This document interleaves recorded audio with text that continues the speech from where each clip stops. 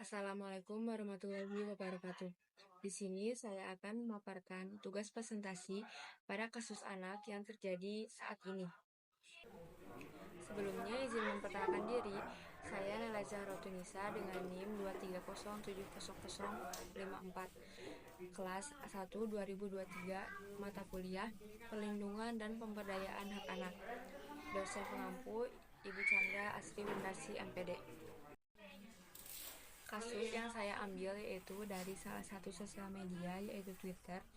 Permasalahan tersebut berjudul penelantaran orang tua terhadap anak yang diunggah baru-baru ini pada bulan Mei. Kronologinya yaitu ada sebuah video di mana saat itu anak ini sedang curhat soal hidup dia. Dia juga bilang kalau lebih baik dia mati karena ayahnya senang kalau dia sudah tidak ada karena keberadaannya dianggap menyusahkan orang tua. Dan ini salah satu cuplikan videonya, yaitu anak itu sedang ditanya oleh orang dewasa. Lebih mending aku mati daripada aku hidup. Lah kenapa gitu ngomongnya? Bapak senang kalau nggak ada saya.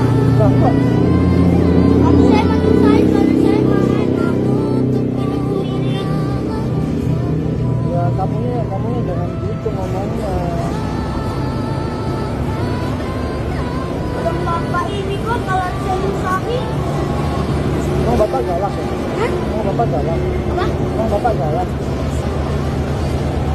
Kalau ada saya nyusahin, kalau nggak ada saya enak, aman, hidup tenang. Siapa yang ngomong gak ada lah? Kalau nggak ada rumah enak, nggak bayarin sekolah, nggak ngasih makan, katanya saya.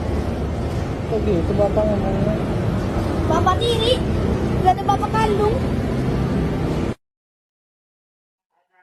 Nah, jadi dari video tersebut, keterlantaran terjadi ketika hal-hal yang dibutuhkan anak untuk tumbuh kembang secara wajar seperti pangan, sandang, papan, kebutuhan pendidikan yang layak, dan pelayanan kesehatan yang memadai tidak terpenuhi karena kelalaian, ketidakmengertian, ketidakmampuan, atau ketidaksengajaan dari orang tua.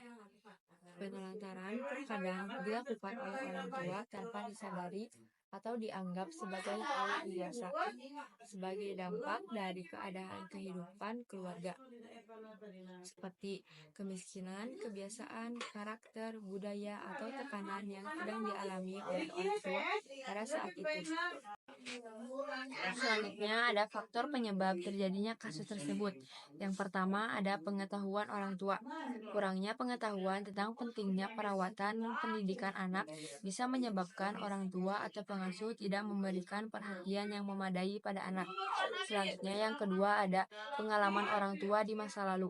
Orang tua yang pernah mengalami kekerasan atau penelantaran ketika mereka masih anak-anak cenderung mengulang pola yang sama pada anak mereka sendiri. Terutama, masa lalu yang tidak terselesaikan dapat berdampak pada cara mereka merawat dan mendidik anak. Yang ketiga, ada ketidaksiapan mental orang tua. Ketidaksiapan mental juga bisa berarti kurangnya pengetahuan tentang cara merawat anak dengan baik. Orang tua mungkin tidak tahu bagaimana memenuhi kebutuhan dasar anak atau bagaimana menangani berbagai situasi yang timbul dan pengasuhan. Yang keempat, ada faktor ekonomi. Faktor ekonomi merupakan faktor utama penyebab anak ditelantarkan karena kondisi keluarga yang tidak dapat memenuhi kebutuhan hidup. Pendapatan keluarga yang kurang dalam memenuhi kebutuhan hidup membuat anak-anak terlibat dalam membantu kebutuhan ekonomi keluarga sehari-hari. Selanjutnya yang kelima ada sosial budaya. Dalam beberapa budaya, norma sosial yang menganggap anak sebagai tanggungan yang tidak terlalu penting dapat menyebabkan penelantaran. Misalnya, anak perempuan mungkin diabaikan dibandingkan anak laki-laki karena dianggap kurang bernilai. Selanjutnya yang keenam ada dari lingkungan. Lingkungan yang penuh dengan kekerasan dan kejahatan dapat menciptakan rasa tidak aman dan stres bagi keluarga yang dapat berujung pada penelantaran anak. Orang tua mungkin merasa terlalu tertekan atau takut untuk memberikan perhatian yang cukup kepada anak-anak mereka. Selanjutnya, ada beberapa dampak dari kasus penelantaran yang dilakukan oleh orang tuanya. Yang pertama, ada anak bersikap permisif, yaitu merasa tidak berguna yang berujung pada sikap pendiam, mengisolasi diri, tidak mampu bergaul. Dampak ini menyebabkan hubungan sosial anak menjadi terganggu bahkan gagal. Dampak panjangnya, ketika dewasa, anak tidak mampu membangun hubungan atau relasi intim dan sehat. Yang kedua, ada munculnya sikap depresif.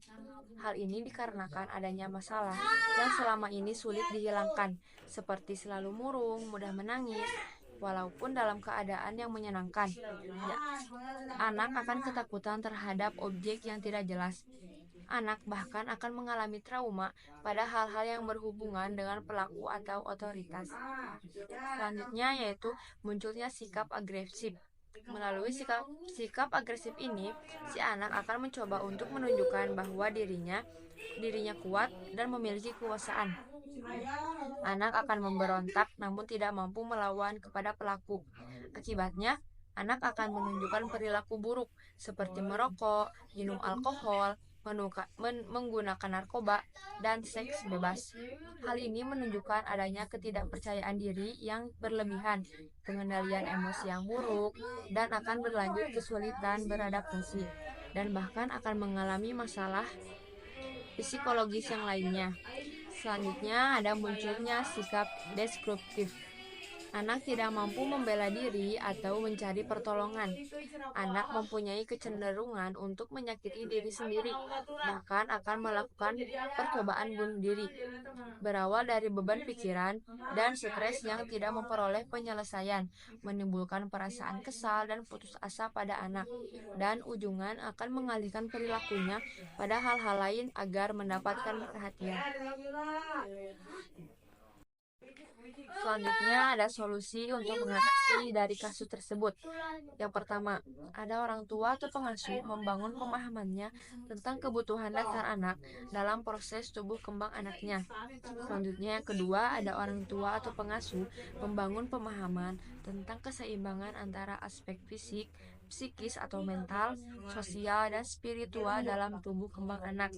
Selanjutnya yang ketiga ada memperkuat keterlibatan dan dukungan dari keluarga besar atau kerabat dalam pengasuhan anak, termasuk saat orang tua tidak berada di rumah atau berhalangan menjalankan tugasnya secara penuh karena berbagai alasan.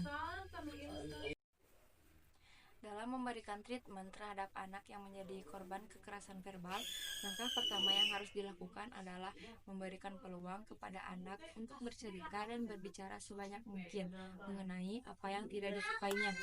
Selanjutnya, orang tua harus bersabar jika anak dirasa belum siap untuk bercerita. Lalu, orang tua juga harus sadar bahwa yang dilakukannya salah, hendaknya meminta maaf dari hati terdalam kepada anak. Bila anak sudah berani berbicara, peluklah anak sebagai bentuk ketulusan dari permintaan maaf orang tua kepadanya. Kemudian, berikan kesempatan pada anak untuk menyalurkan emosi-emosinya yang terpendam. Selanjutnya, untuk mempertahankan jiwa positif anak, hendaknya orang tua bersikap santun terhadap anak. Santun dalam berbicara berarti rukun dan hormat atau menghargai terhadap anak. Hal itu merujuk pada keseimbangan hak dan kewajiban yang harus dilakukan oleh orang tua kepadanya. Terlebih mengenai kewajiban perlindungan psikis anak, bahasa yang diterima anak akan membentuk perilakunya. Dengan bahasa yang santun yang diterimanya setiap hari, secara tidak langsung, hal itu akan masuk pada alam bawah sadarnya. Kemudian, anak akan membiasakan dirinya untuk tumbuh sebagai pribadi yang santun dan ramah dalam menjalani aktivitas sehari-harinya. Selanjutnya, ini referensi yang saya dapatkan untuk mencari solusi dan bagaimana cara mengatasi kasus tersebut. Sekian paparan presentasi dari saya. Mohon maaf bila ada kesalahan kata atau kesalahan tulisan. Terima kasih. Wassalamualaikum warahmatullahi wabarakatuh.